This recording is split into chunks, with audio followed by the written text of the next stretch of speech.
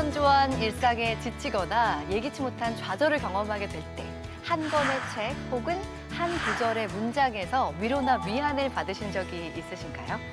저는 말보다는 글의 힘을 더 믿는 편인데요. 글은 거르고 걸은 것이어서 농축된 힘이랄까요? 뭔가 더 사려 깊은 위로를 전하는 것 같습니다. 자, 오늘도 글의 힘, 책의 힘을 전하기 위해서 인생 책방 문을 엽니다. 책방지기 이지혜입니다. 안녕하세요. 책, 공책, 수화책, 책 어려워. 책수의 권지영입니다. 안녕하세요. 책 소개해드리는 작가, 책소자 이시안입니다. 네, 자 오늘 첫 순서는요. 가만히 듣고만 있어도 뭔가 책을 한 권 다 읽은 것 같은 순서죠. 아는 척 책방 시간입니다. 어떤 책인가요, 오늘은? 이 책은요, 타임지 선정 세계 100선, 100대 영문소설 안에 들어가고요. 오, 그리고 뉴스위크 선정 또 100대 영문소설, 진짜? BBC 선정 반드시 읽어야 할 고전. 오. 영화로도 만들어졌는데 오. 혹시 이 장면 보시면 혹시 모르시겠어요? 이 장면이요? 이거 셀카 찍는 거 아니에요, 이렇게? V, 하트. 레오나르도 디카프리오가 이렇게 하는 장면, 그 포스터 혹시 기억나세요? 아, 개츠비. 맞습니다. 그러니까. 네, 위대한 개츠비. 아, 이게 레오나르도 디카프리오랑 약간 매치가 안 되셔가지고. 비카프리오. 레오나르도 비카프리오.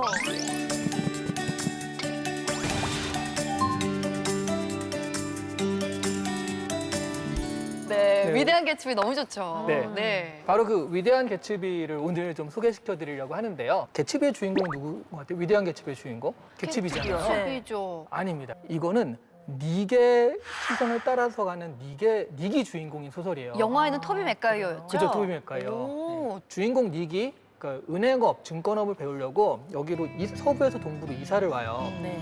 그러면서 그 옆집 사람이 굉장히 막 흥청망청 파티라는 걸로 이렇게 보면서 저건 뭐야?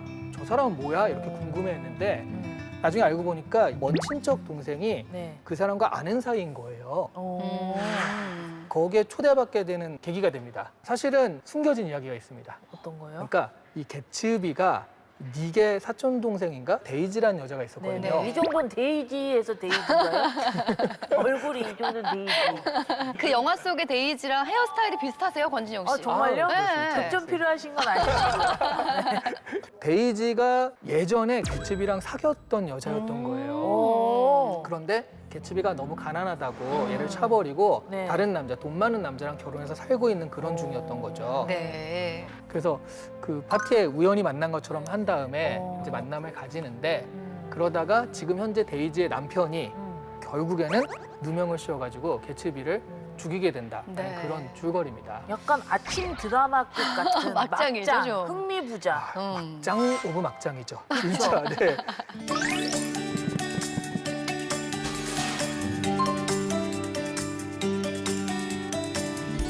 제가 옛날에 학부 때요. 소설 쓰기라는 과목을 들은 적이 있거든요. 오. 그 김주영 선생님이라고 뭐 백주나 이런 걸로 유명하신 분이 강의를 했어요.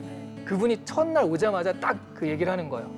내가 소설로 60평생을 먹고 살았던 비결을 얘기해 줄게. 궁금해, 궁금해. 그러니까 무조건 첫 문장을 물음표로 시작해라. 이거였어요. 물음표. 예. 저기 창에 기대서 울고 있는 저 여자 왜 우는 것일까? 또각또각 누구의 발소리일까? 이런 그쵸, 식으로. 사고 되게 싶다. 궁금하다, 진짜. 그러니까 이 물음표를 한 번만 궁금해하면 끝까지 읽을 수밖에 없다는 거예요. 근데 바로 이 개츠비가 그런 추리 기법을 통해 가지고 서술됐기 때문에 개츠비가 누구지? 왜 저렇게 네. 파티를 하지? 왜 나를 통해서 저 여자를 만나려고 하는 걸까? 복수일까 아닐까 해서 계속 추리 기법을 따라가요. 오. 왜 그러지? 왜 그러지? 이렇게 따라가서 한번 그런 표현 있잖아요. 책을 손에 잡으면 놓을 수가 없다. 술술 네. 넘어가니까. 네. 근데 궁금한 거는 네. 이제 위대한 개츠비잖아요, 네. 제목이. 근데 전 여친 마음 얻으려고 노력을 하고 유부녀인데. 결국 실패를 하고 약간 좀 찌질한 네. 개츠비. 그렇죠, 찌질한 이런 개츠비. 내용이 더 네, 네. 어울리지 않을까, 제목이 싶은데. 그게 어떠세요? 바로 이 책의 두 번째 포인트거든요. 네. 그리고 사람들이 가장 많이 궁금해하는 거예요. 왜 위대한 개츠비일까?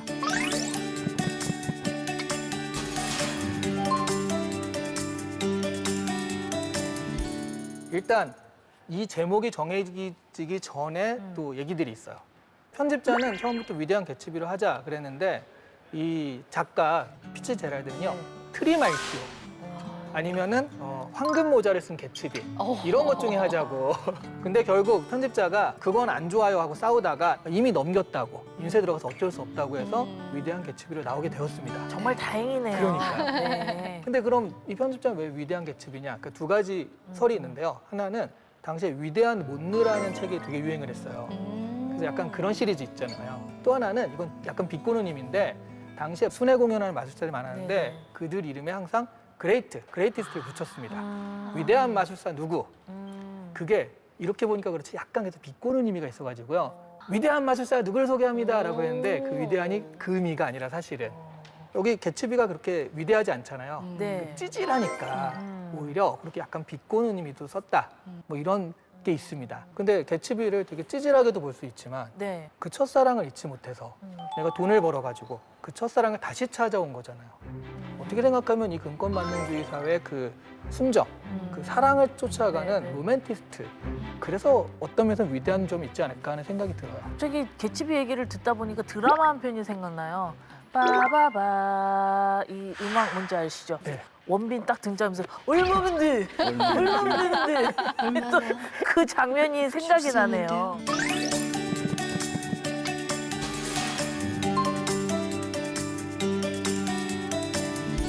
그 개츠비의 순수하고 변하지 않는 그 사랑은 정말 위대한 건 맞는데 뭔가 사랑을 찾는 방법은 잘못됐다는 생각이 많이 들었어요. 맞습니다.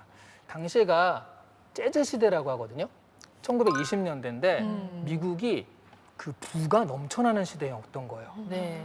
그러니까 서부 개척 잘 돼가지고 땅 넓죠, 자원 나오죠. 미국이 그냥 흥청망청 밤마다 파티가 벌어지고 그런 시대였습니다.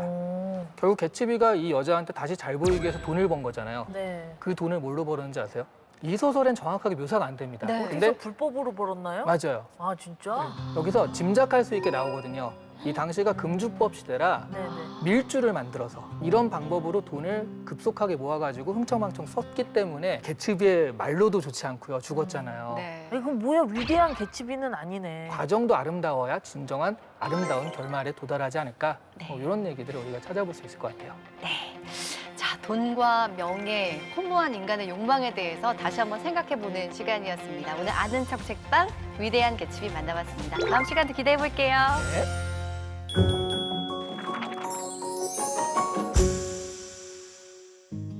책과 인생 이야기 함께하는 인생 책방 오늘 모신 주인공은요 국민의힘 장동혁 의원이십니다. 어서 오세요. 안녕하세요. 반갑습니다. 박수 치는 거군요. 네.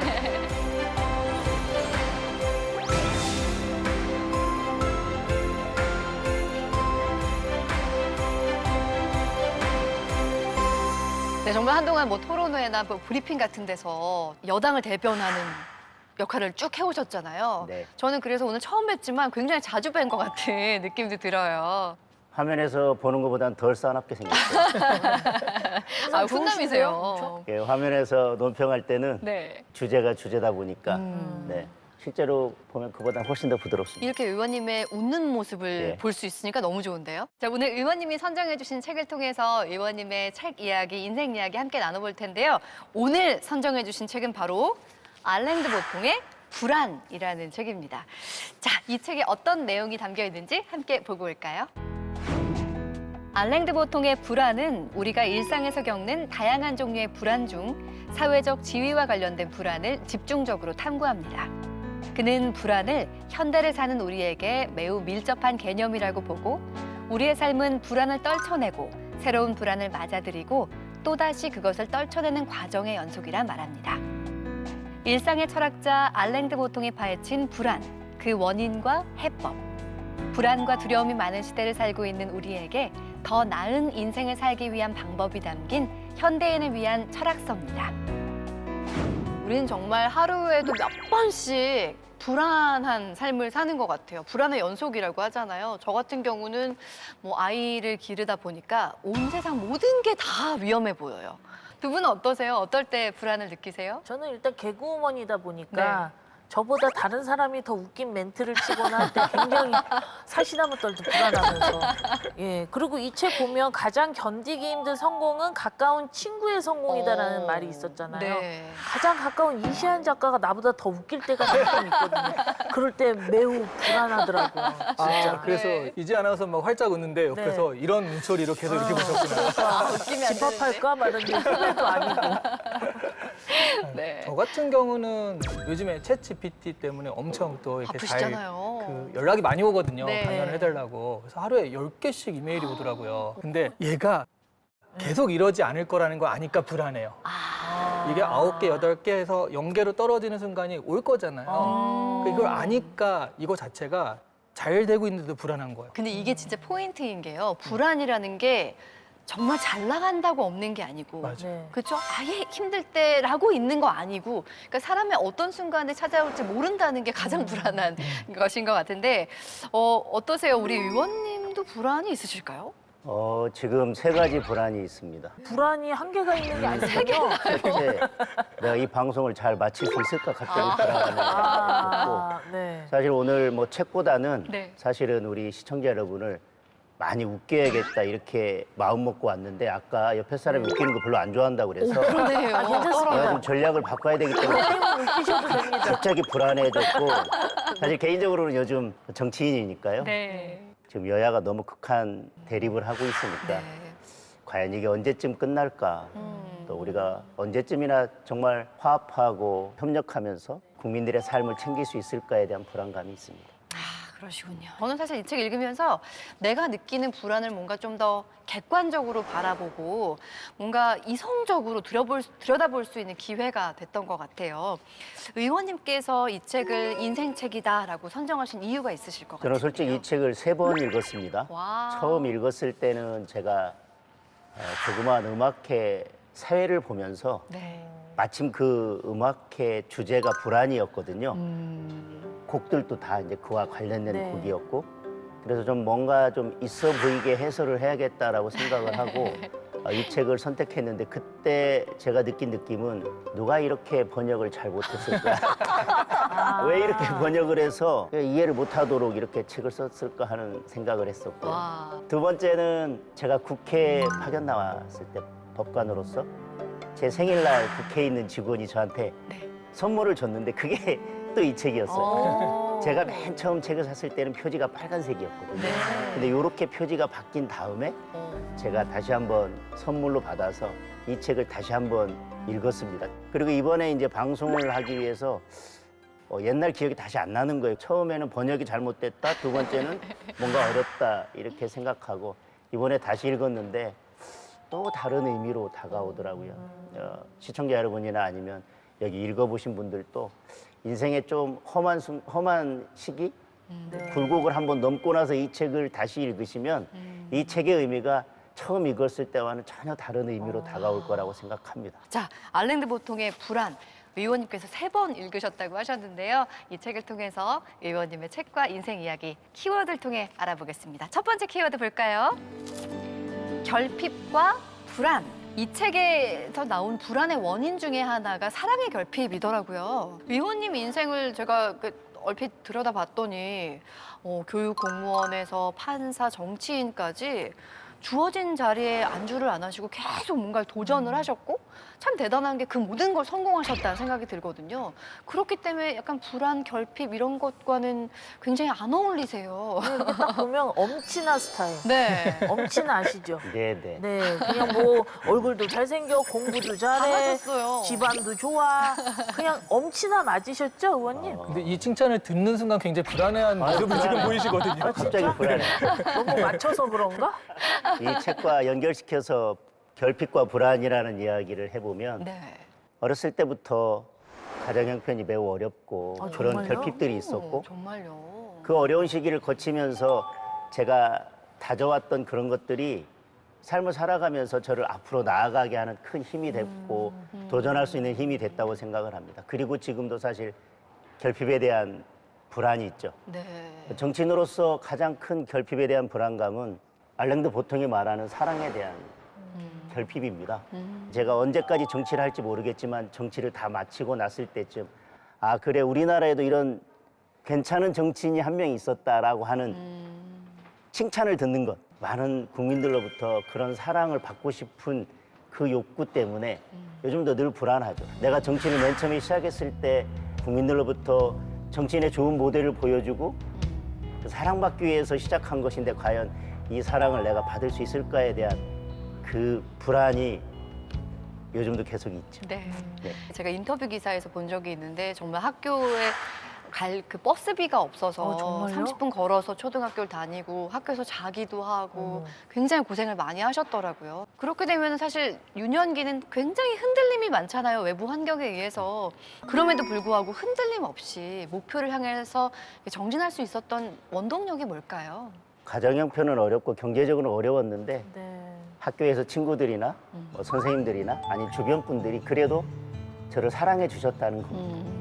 저 어린 꼬마가 어떻게 나중에 성장해 갈지에 대해서 기대해 주는 분들이 많았었기 때문에 저는 그 기대 때문에 지금까지 잘 지내올 수 있었고 제가 그분들에게 부끄럽지 않은 정치를 하고 여전히 그분들로부터 사랑을 받고 싶다라고 하는 것이 아까 말씀드렸던 결핍인 것 같습니다. 대학교 4학년 때 행정고시 합격을 하셨다고요. 네. 교육공무원을 와. 굉장히 일찍 시작을 하신 건데요. 뭔가 이렇게 안정이 될 만한 무렵에 이걸 다 집어 던지십니다. 왜요? 그리고 갑자기 사법고시 준비를 하세요. 와. 근데 저는 이때가 그냥 총각되셨나 했는데 결혼도 이미 하셨고 아이도 있을 때라고 들었어요. 네네. 어느 때보다도 안정이 필요한 시기였는데 어쩜 그렇게 과감한 도전을 하실 수가 있었어요? 아까 딱 그 책에서 제가 좋아하는 대목 하나를 꼽아주셨는데 네. 가까운 사람의 성공이 사람을 불안하게 만듭니다. 어렸을 적에 제 꿈은 사실 법조인이었는데 네. 이런저런 사유로 제 전공은 프랑스어고 행정고시라고 하는 걸 선택해서 먼저 공무원이 됐는데 고등학교 때 저보다 공부를 잘했던 많은 친구들이 있는데 그중에 한 명이 이제 서울대 다시 시험을 쳤다가 안 되고 군대를 갔다 와서 다시 시험을 쳐서 학력고사를 보고 서울대 법대에 들어왔어요. 그때 나는 이제 벌써 사회인이 돼서 밖으로 나가는데 저 친구는 이제 학력고사 보고 다시 대학을 와서 사법시험 보고 사법연수원 또 졸업하고 네. 언제 뭘 하려고 이제 왔을까 그런 생각을 했었는데 이제 제가 이제 군대에 갔다 왔더니 그 친구가 사법시험에 붙었다는 거예요. 벌써 그새. 어머 어머. 또 공무원 생활을 또 몇 년 하다 보니까 그 친구가 연수원 마치고 법관이 됐다는 거예요. 그때 많은 생각을 하게 됐습니다. 나도 사실은 법조인이 되고 싶었는데 제가 일상에 묻혀서 살아가는 몇 년 동안 그 친구는 본인의 길을 가고 결국은 제가 가고 싶은 길을 이미 먼저 가고 있는 거예요. 그런데 그 전에는 누군가 사법시험에 붙고 판사가 돼도 남의 일이었는데 네. 제 일로 다가온 겁니다. 네. 제가 그때 다시 이제 불안을 느끼기 시작한 것이죠. 네. 그러니까 다른 사람과 비교를 하면서 예전에 제 꿈이 다시 살아나면서 불안이 다시 시작된 겁니다. 그래서 사표를 쓰고 다시 저도 2년간 다시 공부를 하게 됐죠. 그때가 아이가 이제 어린이집 다니고 있어요. 아유, 세상에. 그 나이에. 근데 늦게 공부를 시작하셨잖아요. 예, 그리고 그렇습니다. 가족들의 눈치도 조금은 보였을 것 같은데 진짜 일을 악물고 열심히 하셨을 것 같은데 돈을 뿌리면서 공부를 했다는 소문이 들었거든요. 돈을 뿌리면서 하셨다고요? 무슨 얘기인가요, 의원님? 행정고시를 하다가 휴직을 하고 공부를 한 게 아니라 그만두고 사표를 쓰고 했기 때문에 그리고 아이가 어린이집 다니고 있는데 1년이라도 더 공부한다고 하는 건 참 큰 고통이기 때문에 시험이 한 2달, 석 달 이렇게 남았을 때는 공부하는 책상에 이렇게 동전을 이렇게 쌓아놓고요. 네. 오늘 공부가 만족스럽다고 생각하면 이제 그 동전을 하나 가지고 가서 어. 이제 길거리에 이제 그 동전을 던지는 거죠, 이렇게 시원하게. 진짜요? 공부가 그날 열심히 안 됐으면 그 동전을 못 갖고 가는 거죠. 뭐 밥값을 못 했으니까. 우와. 그런데 물론 이제 그 돈은 다른 어떤 분이 주워 가셨겠지만 제가 죽은 것 같아요. 한번. 신림동에서 이렇게 동전 주운 분이 있으면 와. 신림동 플렉스네요. 그러니까. 이렇게, 네. 아니 근데 그런 각오가 대단하신 것 같아요. 지금 생각해 보면 객관적으로 그때가 가장 불안한 시기였을 것 같습니다. 그런데 저에 대한 확신, 저를 믿으려고 노력을 많이 했죠. 그리고 혹시 실수를 하더라도 절대 실패하지 않도록 누구보다도 더 그 시간만큼은 성실하고 열심히 보냈다고 생각을 합니다. 우리 두 번째 키워드 볼까요? 네, 정치의 진정성이라는 키워드인데요. 불안을 해소하는 방법으로 알랭드 보통은 이 책에서 정치를 꼽습니다. 그런데 사실 우리 국민들은 이 정치를 바라보는 시선이 오히려 불안하기도 하거든요. 그런데 우리 의원님께서는 정말 순탄한 판사직을 내려놓고 과감하게 좀 불안한 정치계로 입문을 하셨습니다. 또 한 번의 과감한 어떤 결정을 하시는 거잖아요. 도전을 네. 하시는 거고. 이 계기가 있었을까요? 예전에 있었던 드라마인데 바람과 구름과 비인가요? 그 드라마에서 흥선대원군으로 나오는 그분이 한 말씀 한 게 저는 아직도 기억에 남습니다. 사람이 세상에 나가려고 해도 세상이 부르지 않으면 나갈 수 없고 세상에 나가기 싫어도 세상이 부르면 나가서 목숨을 바칠 수밖에 없다. 그게 운명이다라고 그렇게 말씀하는 장면이 나오거든요. 네. 저는 그게 정치라고 생각합니다. 물론 최종적으로는 내가 선택하고 결단을 하는 것이지만 그 과정까지는 정치를 할 수밖에 그 사람에게 닥쳐오는 여러 가지 환경들이 있다고 생각해요. 저도 여러 가지 그런 환경들이 있어서 그래서 정치를 시작하게 됐는데 네. 여러 가지 그때 상황이 저를 정치를 할 수밖에 없도록 저를 불렀다고 생각합니다. 이력 보면요, 그 법관으로 계시면서 국회 파견 판사로 근무를 하셨잖아요. 지금은 그렇습니다. 없어진 제도긴 한데 네. 혹시 그게 좀 어떤 원인, 어떤 계기가 됐을까요? 지금 생각해 보면 저를 이곳까지 부른 그 인연의 단초는 그때 국회 파견 판사라고 생각이 되어지고 네. 그때 국회 파견 판사로서 국회에서 일어나는 여러 가지 일들을 지켜보면서 국민들이 생각하는 것처럼 늘 싸움만 하고 그렇게 부정적인 것만은 아니다. 나름대로 그 싸움 속에서도 뭔가 생산적인 일을 만들어가고 다음 단계로 넘어가기 위한 과정들이라고 하는 생각들을 하게 됐고 그걸 지켜보면서 아 정치는 이런 것이구나라고 느꼈던 것들이 최종적으로 제가 정치를 시작할 때 결단할 수 있도록 하는 그 힘이 됐다고 생각합니다. 네. 정치적으로 불안하고 좀 혼란한 상황입니다. 현실 정치를 하고 계시는 입장에서 아무래도 책임감이 막중하실 것 같아요. 책임감이 막중하죠. 19대 말 20대 초 2년간 있었었거든요. 국회 네. 파견 판사로서. 그때도 참 여야가 대립한다는 생각을 했었는데 그때만 하더라도 상임위장에서는 또 대립하다가도 또 밖에 나가서는 서로 대화하면서 타협하기도 하고 협상하기도 했었거든요. 네. 지금은 뭐 그런 것이 잘 이루어지지 않을 정도로 이제 극한 대립을 하고 있다고 생각하는데 그래서 국민들에게 너무 죄송하고 이런 극한 대립을 빨리 끝내야 되겠다라는 생각을 하고 있습니다. 네. 그런 바람도 있고요. 네. 지금까지 이제 의원님의 솔직한 대답을 들어봤는데 좀 더 솔직한 대답을 듣고 싶어서 제가 준비했습니다. 워낙 뭐 이런 얘기하면 불안해요. 해치지 않아요. 방송에서 이런 거 하면 불안해요. 의원님 해치지 않아요. 깨물지 않아요. 의원님 현안이나 트렌드에 누구보다 빠르게 파악하시고 네. 민감하셔야 될 것 같아서 네. 제가 트민남 능력고사 준비했습니다. 어이구. 신주어 뜻 맞추기 해보셨어요? 아유, 요거 불안해. 약간 해칠 것 같은데요, 이거? 해칠 것 같아. 괜찮습니다. 네, 그러면 이제 솔직하게 모르면 모른다, 아, 예. 말면 안다. 네. 뜻 살짝 설명해 주시면 됩니다. 네. 자, 첫 번째 문제. 일치월장. 참고로 사자성어 뜻하는 말 아닌 거 아시죠? 처음부터 되게 네? 저를 아닙니다. 해하시는데. 아닙니다. 한번 그냥 좀 예측해 보세요. 이게 제가 좀 힌트를 드리면 네. 일요일, 월요일입니다. 일요일, 월요일 진화했네. 많이 진화했습니다. 옛날 거 내가 좀 공부하고 왔는데. 옛날 거 뭐 아시는 거 아유, 없어요. 사실은. 오늘 하나 배워가시면 되겠네요. 어, 일요일에 취하면 월요일에 장난 아니야 해서 일치월장입니다. 나한테 딱 맞는 말인데 내가 왜 몰랐어? 이제 배워가시면 되는 아, 거예요. 느낌은 확 와요. 네. 일요일에 취하면 월요일에 장난 아니다. 네. 그리고 일치월장. 월요일 날 술을 마시면 일주일 내내 마시게 돼요. 아. 그래서 월요일을 조심해야 돼요. 네, 그러니까 일치월장을 늘 품고 다니시기 바라겠습니다. 네. 두 번째 질문 드리겠습니다. 내 또출. 이건 보기를 드리도록 하겠습니다. 좀 어려운 것 같아서.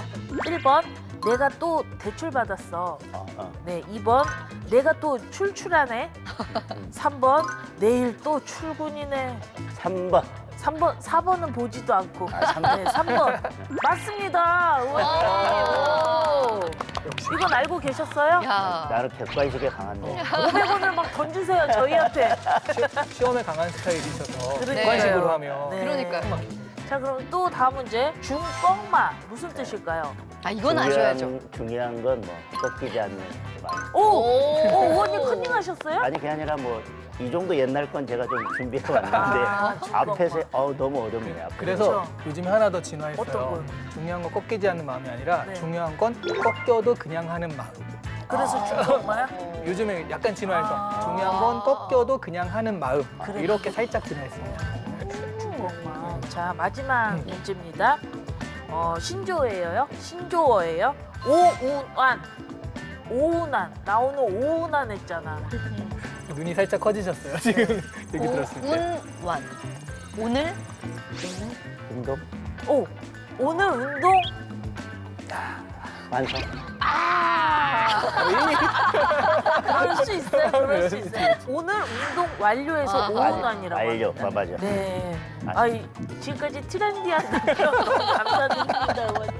네, 재밌잖아요, 그냥. 네, 고시 능력자신데 두 문제 맞추셨네요. 아, 그래도. 네.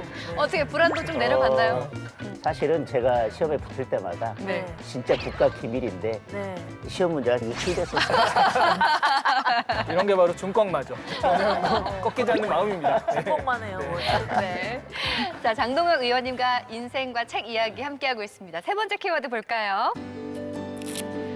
인생의 방향이라는 키워드입니다. 의원님께서는 인생의 경로를 3번 정도 바꾸셨어요. 지금 좀 돌아봤을 때, 내가 좀 돌아왔다. 이런 후회나 아쉬움은 없으실까요? 처음에는 그런 후회를 했었죠. 오. 아쉬움도 있었고. 처음부터 두려워하지 말고 내 목표에 맞춰서 행정고시가 아니라 사법시험을 했었더라면 어떨까 하는 생각이. 그러면 내가 원하던 법조인이라고 하는 그 목표에 훨씬 더 빨리 이룰 수 있었겠다라고 하는 생각을 하면서 그때는 어떤 생각을 했냐. 인생은 속도가 아니라 방향이다. 그래서 1년 먼저 가고 2년 먼저 가려고 하지 말고 내가 원래 가려고 했던 방향대로 가자. 인생은 속도가 아니다 방향이다. 이렇게 그런 생각들을 했었어요. 네. 근데 예전에 행정공무원 했던 것, 판사를 했던 것, 국회 파견판사라는 경험을 한 것, 그 모든 것들이 합쳐져서 내가 지금 정치인으로서의 역할을 하는 데 있어서 그 모든 힘의 원천이 되고 있다는 생각이 들어서 중꺽마, 그렇죠. 중요한 건 내 방향이 조금 틀어진다 하더라도 조금 인생을 돌아갔다 하더라도 그걸 돌아간 것이라고 생각하지 않고 방향이 틀어졌다고 생각하지 않고 새로운 가치들을 발견해서 계속 도전하다 보면 그 모든 것들이 다 나에게 큰 힘이 되고 어느 순간 내가 원하던 목표 지점에 갔을 때 그런 것들이 다 한 발 한 발 나를 앞으로 나아가게 했던 힘이 된다라는 생각이 듭니다. 무엇이든지 최선을 다하고 또 열심히 도전하시고 성공으로 이끌어가는 모습을 보니까 또 오늘따라 내가 너무 게으르게 살지 않았나 그런 또 반성을 하게 되네요. 근데 제가 가지고 있는 또 하나의 불안을 말씀드린다면 앞으로 얼마나 더 남아있을까에 대한 불안감이죠. 이제 새롭게 도전하면서 과연 나는 인생의 100m를 몇 미터째 지금 달려왔을까? 나는 매 순간 이제 거의 다 왔다 생각하는데 징검다리라고 할까요? 내가 건넌 이 징검다리, 내가 지금 서 있는 곳은 몇 번째쯤 될까? 이게 도전할 때는 이제 이제는 마지막 도전이라고 생각하면서 도전했지만 나보다 더 많은 도전을 하고 더 앞서가 있는 사람은 저를 보면서 또 답답함을 느끼지 않을까? 왜 쟤는 저기 서서 새로운 도전을 하지 않을까 하는 그런 생각을 하고 있는 분들이 저 앞서 있지 않을까 하는 생각을 늘 가지고 이제 저를 불안하게도 만들지만 또 늘 저를 새로운 도전을 하게 하고 앞으로 나아가게 하는 힘이 되기도 된다고 생각합니다. 여러분들도 지금 서 있는 그 자리가 인생에서 징검다리로 하면 몇 개쯤 건너왔는지 앞으로 더 몇 개를 더 뛰어넘으려고 계획하고 있는지 아니면 여기에서 쉬다가 마무리하려고 생각하는지 몇 개쯤 왔는지 한번 돌아보셨으면 좋겠습니다. 이 랭드 보통의 불안 이 책은요. 불안의 원인을 얘기해 준 다음에 그것을 해결하는 방법 이렇게 나와 있거든요. 네. 해결하는 방법 다 종합해 보면 남과 비교하지 말고 그냥 남 신경 쓰지 말고 너의 길을 가라 이거거든요. 근데 아까 하신 말씀이 친구가 너무 질투가 나가지고 이렇게 그거 시작을 했다 이렇게 하시니까 안 맞는 거 아닌가라고 생각을 잠깐 했어요. 근데 지금 얘기 들어보니 랭드 보통보다 한 수 위시네요. 랭드 보통은 불안을 그냥 제거해야 되는 하나의 요소로 생각했다면 지금 의원님은 불안을 연료로 해서 인생을 더 앞으로 나가게 만드는 원동력으로 쓰셨거든요. 그래서 이거는 정말 불안은 나의 힘이라는 말이 딱 맞는 것 같습니다. 네. 네, 알랭도 보통이 이야기한 것을 정확하게 이해하고 계시네요. 모든 불안은 결국은 나에게 있는 것이고 그 불안을 해결할 수 있는 것도 나다. 남이 나를 어떻게 바라보느냐가 아니라 내가 나를 어떻게 바꿔가고 내가 어떤 삶을 살아갈 것인가. 내가 늘 나를 생각했던 것에 120% 정도의 목표를 세우면 그 목표를 위해서 정말 열심히 최선을 다하게 되고 그리고 많은 사람들은 120%의 목표 정도는 열심히 하면 달성해낼 수 있다는 저는 그런 생각을 가지고 있습니다. 우리는 왜 불안한가? 이 불안의 뿌리는 무엇인가? 알랭드 보통의 불안을 통해서 다양한 관점에서의 불안을 함께 다뤄봤는데요. 이 책이 의원님께 강하게 던져준 메시지가 있다면 한마디로 어떻게 정리할 수 있을까요? 불안을 낮추는 방법은 두 가지죠. 근데 쉬운 방법은 내 기대치를 낮추는 겁니다. 내 기대치를 낮추면 그 욕심을 버린다고 표현할 수도 있지만 저는 불필요한 욕심을 버리는 것과 그저 무작정 기대를 낮추는 것은 좀 다른 차원의 문제라고 생각을 합니다. 불필요한 욕심을 버릴 필요는 있지만 무작정 기대치를 낮출 필요는 없다. 그러면 결국은 또 다시 불안을 해소하는 방법은 일정한 기대치를 가지고 내가 그 기대치를 달성하기 위해서 끊임없이 노력하는 것. 다만 그 과정에서 남이 어떻게 바라보냐, 남이 어떤 것을 중요한 가치로 여기느냐가 아니라 내가 중요하게 여기는 가치를 가지고 목표를 세우고 그걸 이루기 위해서 좀 더 열심히 노력하는 것. 그것이 사실은 불안을 줄이는 가장 중요한 방법이라고 생각하는데요. 저는 이 책을 읽으면서 새롭게 발견한 구절이 한 구절이 있습니다. 알랭드 보통이 정치라는 부분에 대해서 이런 말을 했습니다. 고귀하고 행복한 인간을 가장 많이 길러내는 나라가 가장 부유하다. 자신의 삶의 기능들을 최대한 완벽하게 다듬어서 자신의 삶에 나아가 자신의 소유를 통해서 다른 사람들의 삶에도 도움이 되는 영향력을 가장 광범위하게 발휘하는 그런 사람이 가장 부유하다라는 구절이 있습니다. 저는 그게 정치의 본질이라고 생각합니다. 내가 가지고 있는, 내가 소유하고 있는 내 장점들을 가장 잘 발휘해서 그것을 필요로 하는 사람들에게 가장 광범위하게 좋은 영향력을 끼칠 수 있도록, 즉 그들이 바라는 변화를 이끌어낼 수 있도록 노력하는 것, 그것이 정치고 그런 능력을 가지고 그와 같이 살아가는 사람이 마음이 가장 부유한 사람이다. 그렇게 생각합니다. 이 마지막 정리해 주신 말씀 들으니까 우리 정치 크게 불안해하지 않아도 되겠다. 이런 의원님 계시니까라는 생각도 하게 되었습니다. 우리 네. 진영 씨 의원님 만나본 소감 어떠세요? 이 책을 선택했을 때 많이 불안했거든요. 또 의원님 이렇게 대화를 나눠보니까 네. 국민의 한 사람으로서 너무 믿음이 간다는 그렇죠. 그런 말씀을 드리고 싶네요. 의원님 앞으로도 계속 믿음직스러운 의원님이 되어주셨으면 좋겠습니다. 네. 네. 그 말씀 고맙습니다. 네. 네, 우리 이시연 작가 간단한 추천평 부탁드려요. 네, 이 책은 불안의 원인을 설명해 주거든요. 현대인들이 왜 불안한가. 그것만으로도 의미가 있는 것 같습니다. 왜냐하면 불안의 원인을 아는 것만으로도 이게 언제 끝날 것이며 어떻게 될 것인지 알기 때문에 그래서 이것만 가지고도 마음의 위안을 받는 분이 많거든요. 네. 그래서 이 책이 꾸준히 팔리는 이유가 바로 그것이 아닐까 싶어요. 네. 자, 끝으로 우리 의원님께서 시청자 여러분께 마지막으로 하고 싶은 말씀 있으실까요? 지금 국민들이 많이 불안해하고 계실 것입니다. 알랭도 보통도 얘기했지만 그 불안을 제거하는 좋은 방법 중에 하나가 좋은 정치를 하는 것입니다. 그러나 저희가 아무리 좋은 정치를 해도 하나의 불안을 제거하면 또 세상은 새로운 불안을 만들어냅니다. 하나의 불안을 제거하면 또 새로운 불안이 생긴다고 해서 정치를 멈출 수는 없습니다.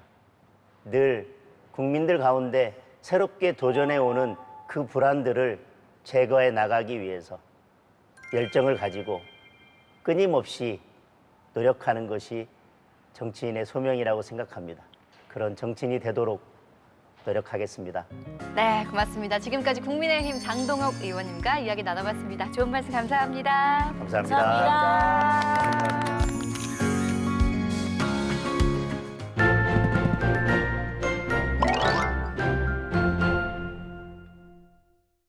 시각 시간, 장소, 상황에 알맞게 옷을 입는 걸 TPO라고 하죠. 대화에서도 시간, 장소, 상황이 굉장히 중요한데요. 혹시 특정 상황이나 장소에서 대화를 하는데 어려움을 겪고 있진 않으신가요? 책으로 여러분께 대화의 꿀팁을 알려드릴 저는 홍재경입니다. 전문가의 금주의 서평과 국회 도서관과 함께하는 화제의 도서도 준비했습니다. 함께 보시죠. 28년차 기자이자 대한민국 최전선의 인터뷰어인 저자 김지수는 수많은 사람들을 인터뷰했는데요. 그중 18명의 사람들의 인터뷰를 담아 인터뷰집을 출간했습니다. 더 나은 언어로 세상을 잇는 그녀의 통찰력 있는 질문이 담긴 위대한 대화.